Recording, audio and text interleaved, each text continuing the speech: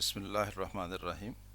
Students, you are watching educational channel KMCH. I am Khalid Mahmood from KMCH Physics Academy. Our subject is physics. Today we have to see how to solve numerical problems.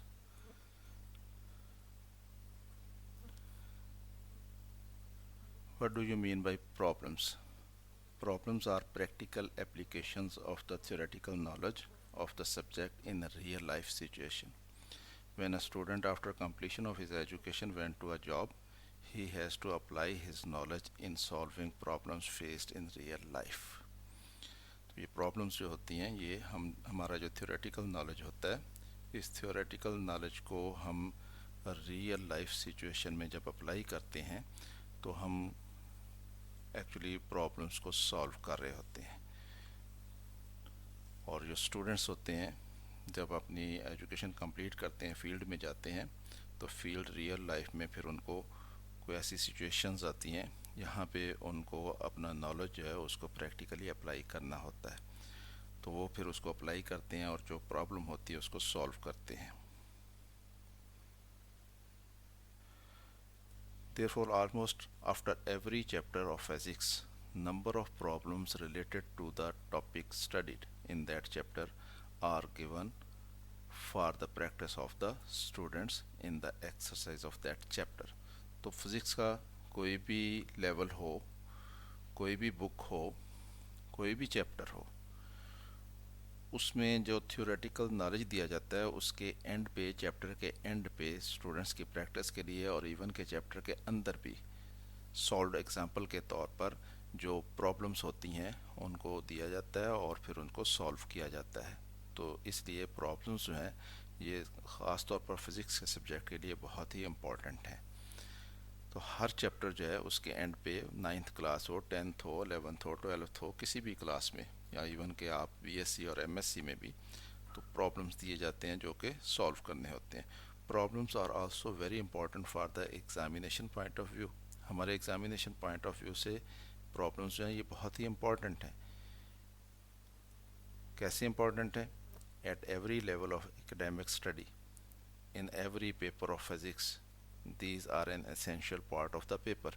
तो problems जो हैं paper का essential part होती हैं. कोई भी paper physics का जो है वो न्यूमेरिकल प्रॉब्लम के बगैर कंप्लीट नहीं होता. These carry a reasonable percentage of marks, और पेपर में इनकी मार्क्स की परसेंटेज जो है वो रीजनेबल होती है. मसलन 9th में अगर आप देखें तो उसके जो लॉन्ग क्वेश्चन होते हैं उसके साथ 5-5 नंबर के 2 न्यूमेरिकल यानी 10 नंबर के न्यूमेरिकल होते हैं उसमें, जो प्रॉब्लम स्टूडेंट्स ने सॉल्व करनी होती है लॉन्ग क्वेश्चन के साथ. Without solving this portion of problems a student can not get a good grade in the exam. तो एग्ज़ाम में हम अच्छे नंबर ले ही नहीं सकते, अच्छा ग्रेड ले ही नहीं सकते अगर हम प्रॉब्लम सॉल्व नहीं करेंगे. तो important steps to solve problems. अब इनको प्रॉब्लम करने को सॉल्व करने के लिए जो हमारे स्टेप्स हैं वो हमने देखने हैं, ताकि जब हम अपना लेक्चर शुरू करेंगे, प्रॉब्लम्स को सॉल्व करना शुरू करेंगे तो हमारे जहन में ये स्टेप्स हों कि हमने प्रॉब्लम को कैसे सॉल्व करना है. Step number 1, every numerical problem consist of a statement. तो प्रॉब्लम क्या होती है? एक स्टेटमेंट होती है हमारे सामने, विच इंक्लूड सम फैक्ट्स. उसमें कुछ फैक्ट्स दिए जाते हैं, एंड गिव सम डाटा, और कुछ डाटा हमें उसमें दिया जाता है. Then it asks to find out some quantity by using these facts and data, और हमें ये कहा जाता है इस डाटा को, इन फैक्ट्स को यूज़ करें और ये वाली क्वांटिटी जो है वो मालूम करें. कुछ मालूम करने के लिए हमें कहा जाता है, कोई क्वांटिटी मालूम करने के लिए कहा जाता है. तो फिर हमारा फर्स्ट स्टेप क्या होना चाहिए? So the first step is to read the statement very carefully to understand it completely. हम उस स्टेटमेंट को बड़ी एहतियात के साथ पढ़ें ताकि हम उसको कम्प्लीटली अंडरस्टैंड कर जाएं कि इस स्टेटमेंट में हमें क्या कहा गया है. तो जब तक हम स्टेटमेंट को अंडरस्टैंड नहीं कर सकेंगे तो फिर हम प्रॉब्लम को सॉल्व कैसे करेंगे? तो हमें ये देखना है कि उस स्टेटमेंट में हमें क्या चीज़ें गिवन हैं और क्या चीज़ हमें फाइंड आउट करने के लिए कहा गया है, और हमने उस स्टेटमेंट को पूरा कम्प्लीटली अंडरस्टैंड करना है कि क्या कह रहा है हमें, प्रॉब्लम क्या है actual. Step 2, if in first reading you are not able to understand the statement completely, you may read it again. अगर नहीं, आपको एक दफ़ा स्टेटमेंट आपने पढ़ी है, आपको समझ नहीं आई कि ये क्या पूछा गया है, क्या कहा गया है, تو پھر اس کو دوبارہ پڑھ لیں تاکہ آپ اس کو انڈرسٹینڈ کر سکیں. جب تک آپ اس کو انڈرسٹینڈ نہیں کر سکیں گے تو پرابلم کو سالو نہیں کر سکیں گے. جب آپ اس کو انڈرسٹینڈ کر جائیں تو اسٹیپ 3 ہمارا write down the data given in the problem. جو فیکٹس دیے گئے ہیں، جو ڈیٹا دیا گیا ہے، ان کو رائٹ ڈاؤن کر لیں. مثلا اگر آپ کو پرابلم دی گئی ہے کسی ٹرین کی موشن کے بارے میں، آپ کو اس کی انیشیل ویلوسٹی بتائی گئی ہے، آپ اس کی انیشیل ویلوسٹی لکھ لیں. آپ کو اس کا ایکسلریشن بتایا گیا، آپ اس کا ایکسلریشن لکھ لیں. آپ کو ٹائم آف موشن اس کا بتایا گیا، آپ ٹائم آف موشن لکھ لیں. اگر آپ نے سینٹیپیٹل فورس نکالنی ہے تو آپ کو باڈی کا ماس دیا گیا تو آپ کو باڈی کا ماس لکھیں. باڈی کی ویلوسٹی دی گئی ہے تو اس کی ویلوسٹی لکھیں. اگر وہ کسی سرکل میں گھوم رہی ہے، اس کا ریڈیس دیا گیا تو اس کا ریڈیس لکھیں. یعنی اسٹیٹمنٹ میں جو بھی آپ کو ڈیٹا گیون ہے اس ڈیٹا کو آپ رائٹ ڈاؤن کر لیں. تو یہ آپ کا تیسرا سٹیپ ہوگا انڈرسٹینڈ کرنے کے بعد اس کو. Step number 4: if the value of some quantities are not given in standard units then convert these units into standard ones. کہ آپ نے ڈیٹا رائٹ ڈاؤن کر لیا جو گیون ہے اسٹیٹمنٹ میں، لیکن آپ دیکھ رہے ہیں کہ اس میں یونٹس جو ہیں وہ اسٹینڈرڈ یونٹس نہیں دیے گئے. تو پھر آپ کا اگلا سٹیپ کیا ہوگا کہ پہلے آپ جو گیون ڈیٹا ہے اس میں جو یونٹس ہیں ان کو اسٹینڈرڈ یونٹس میں کنورٹ کریں. مثلا اگر ویلاسٹی آپ کو دی گئی ہے کلو میٹر پر آور میں، تو ہمیں یہ معلوم ہے کہ ویلاسٹی کا اسٹینڈرڈ یونٹ جو ہے میٹر پر سیکنڈ ہوتا ہے. تو ہمیں اس کلو میٹر پر آور کو پہلے میٹر پر سیکنڈ میں کنورٹ کرنا ہے. اگر آپ کو ڈسٹینس دے دیا گیا کلو میٹر میں، ہمیں پتہ ہے اس کے لیے اسٹینڈرڈ یونٹ جو ہے میٹر ہوتا ہے، ایسے یونٹ. تو ہمیں اس کو پہلے میٹر میں کنورٹ کرنا ہے. یا آپ کو ٹائم آرس میں بتا دیا گیا کہ اتنے آرز اور اتنے منٹس، تو آپ کو پتہ ہے ٹائم کے لیے اسٹینڈرڈ یونٹ جو ہے سیکنڈ ہوتا ہے، تو ہمیں ان کے سیکنڈز بنانے ہیں. تو اسی طرح سے کوئی بھی کوانٹٹی آپ کی ہے، اگر اس کا یونٹ جو ہے وہ اسٹینڈرڈ نہیں ہے، آپ نے ڈیٹا لکھ لیا، گیون ڈیٹا لکھ لیا، تو پہلے ان یونٹس کو اسٹینڈرڈ یونٹس میں کنورٹ کر لیں. تو یہ ہمارا سٹیپ ہوگا. Step number 5: write down what is asked to find out. اب ہم نے پھر کیا کرنا ہے، جو ہمیں فائنڈ آؤٹ کرنے کے لیے کہا گیا ہم نے وہ لکھ لینا ہے.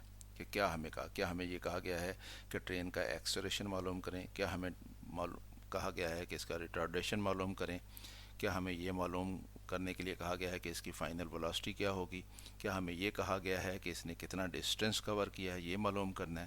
تو جو بھی ہمیں معلوم کرنے کے لیے کہا جائے ہم نے وہ لکھ لینا ہے کہ ہمیں کیا معلوم کرنے کے لیے کہا گیا ہے.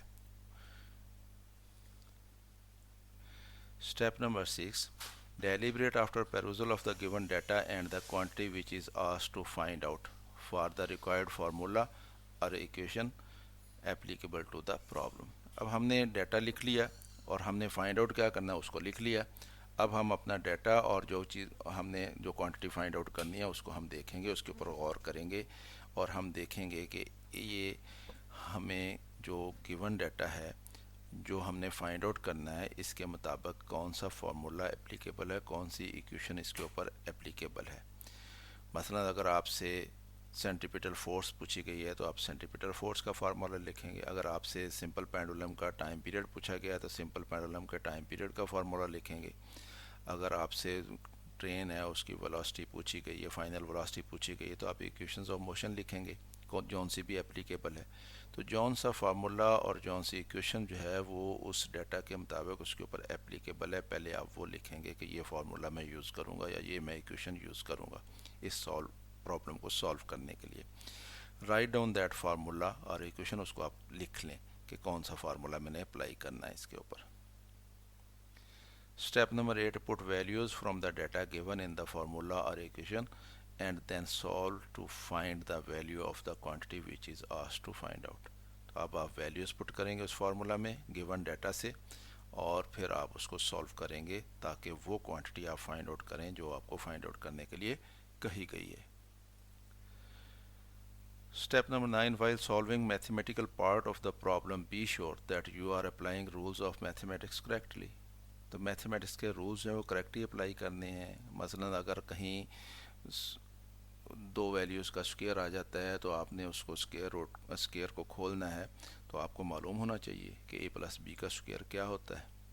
اگر آپ نے کیوب لینا ہے تو آپ کو پتہ ہونا چاہیے کہ کیوب کیسے لیا جاتا ہے. اگر آپ نے اسکیئر لینا ہے تو آپ کو پتہ ہونا چاہیے اسکیئر کیسے لیا جاتا ہے. اسی طرح سے اگر ایک ہی میتھمیٹک ایکسپریشن میں آپ کے پاس ایڈیشن بھی آ جاتا ہے، آپ کے پاس ملٹیپلیکیشن بھی آ جاتی ہے، تو آپ کو پتہ ہونا چاہیے کہ پہلے ہم ملٹیپلیکیشن کرتے ہیں یا پہلے ہم ایڈیشن کا پروسیس کرتے ہیں۔ تو میتھمیٹکس کے رولز جو ہیں وہ آپ کو اپلائی کرنے آنے چاہیے۔ اگر ہم لیفٹ سائڈ سے رائٹ سائڈ پہ کوئی کوانٹٹی لے کے جائیں گے تو اس میں کیا چینج آئے گی، اگر ہم کوئی کوانٹٹی جو ہے لیفٹ سائڈ پہ ڈیوائڈ کر رہی ہے کسی کوانٹٹی کو، دوسری طرف جائے گی تو وہ اس ادھر جا کے ڈیوائڈ کرے گی یا ادھر ملٹیپلائی ہوگی۔ تو یہ میتھمیٹکس کے رولز جو ہیں یہ کریکٹلی اپلائی ہونے چاہیے۔ Step number 10، be careful in calculations, any mistake will result in wrong answer. جب آپ کیلکولیشنز کر رہے ہوں تو کیلکولیشنز بڑی احتیاط سے کرنی ہے، کیلکولیٹر یوز کرنا ہے تو بڑی احتیاط سے کرنا ہے، کیونکہ کیلکولیشنز میں کوئی بھی اگر مسٹیک ہو جائے گی تو پھر آپ کا آنسر جو ہے وہ پراپر نہیں آئے گا، صحیح آنسر نہیں آئے گا، تو اس لیے کیلکولیشن کرتے ہوئے بہت احتیاط کرنی ہے۔ Step number 11، express your answer with proper unit. Some times ایسا ہوتا ہے بچے آنسر لکھ دیتے ہیں اور اس کے ساتھ یونٹ نہیں لکھتے، تو کبھی بھی فزکس میں آپ کوئی آنسر دے رہے ہوں، کوئی کوانٹٹی فائنڈ آؤٹ کر کے آپ بتا رہے ہوں کہ یہ آنسر آتا ہے، تو اس کو بغیر یونٹ کے کبھی نہ لکھیں۔ اگر آپ نے ڈسٹنس نکالا ہے تو آپ کو پتہ ہے ڈسٹنس کا یونٹ میٹر ہوتا ہے، آپ اس کے ساتھ میٹر لکھیں۔ اگر آپ نے ویلوسٹی نکالی ہے تو آپ کو پتہ ہے ویلوسٹی کا یونٹ میٹر پر سیکنڈ ہوتا ہے، تو آپ اس کے ساتھ میٹر پر سیکنڈ لکھیں۔ اگر آپ نے فورس معلوم کی ہے تو آپ کو پتہ ہے فورس کا یونٹ نیوٹن ہوتا ہے، تو آپ اس کے ساتھ نیوٹن لکھیں۔ اسی طرح سے آپ جو بھی کوانٹٹی معلوم کریں گے اس کوانٹٹی کا یونٹ ساتھ لکھنا ضروری ہے، یونٹ کے بغیر کبھی بھی آنسر نہ دیں۔ Never give your answer without unit. لیکن ایک بات اور آپ نے خیال رکھنی ہے، further the answer must be expressed in the unit which is asked in the statement. بعض کا اسٹیٹمنٹ میں ہمیں یہ کہہ دیا جاتا ہے کہ کوئی کوانٹٹی آپ نے معلوم کرنی ہے تو اس کا آنسر جو اس یونٹ میں دیں، تو جو اسٹیٹمنٹ میں ہمیں کہا گیا ہو کہ ہمیں اسی یونٹ میں آنسر دینا ہے۔ فار ایگزامپل، اگر آپ ویلاسٹی کا یونٹ لکھتے ہیں تو ویلاسٹی ہمارے پاس میٹر پر سیکنڈ یونٹ ہوتا ہے، اس کا اسٹینڈرڈ یونٹ ہے، لیکن اگر اسٹیٹمنٹ میں یہ کہا گیا ہے کہ ٹرین کی آپ فائنل سپیڈ جو ہے کلومیٹر پر آور میں دیں، تو پھر ہمیں اس کو میٹر پر سیکنڈ میں نہیں دینا، پھر ہمیں اس کو کلومیٹر پر آور میں ہی بتانا ہے۔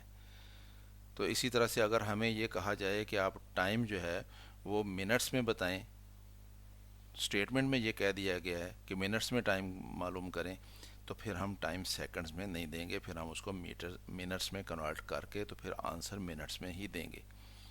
تو جو اسٹیٹمنٹ میں یہ کہا گیا ہو کہ آپ اپنا آنسر جو ہے وہ اس یونٹ میں دیں، ہمیں اپنا آنسر اسی یونٹ میں دینا ہوتا ہے، تو اپنی طرف سے اسٹینڈرڈ یونٹ پھر ہم نے یوز نہیں کرنا ہے، تو جس یونٹ میں کہا جائے اس یونٹ میں آنسر ہم نے دینا ہے۔ تو اس طرح سے اسٹوڈنٹس ہم نومیریکل پرابلمس جو ہے اس کو سولو کرتے ہیں، اور یہ اسٹیپس جو ہیں آپ ذہن میں رکھیں گے جب بھی سولو کریں گے۔ انشاءاللہ اپنی اگلی ویڈیو میں ہم اپنے نومیریکل پرابلمس جو ہیں ان کو سولو کرنا شروع کریں گے، تو آپ نے ان اسٹیپس کو اپنے ذہن میں رکھنا ہے۔ ویڈیو پسند آئے تو اس کو لائک کر لیا کریں، اور اگر چینل سبسکرائب نہیں کیا تو سبسکرائب کر لیں، کیونکہ میں شروع کرنے والا ہوں نومیریکل فزکس کلاس 9 کے، تو انشاءاللہ وہ ویڈیوز جلد آپ تک پہنچیں گی۔ میری طرف سے اللہ حافظ، شاد رہیں، آباد رہیں۔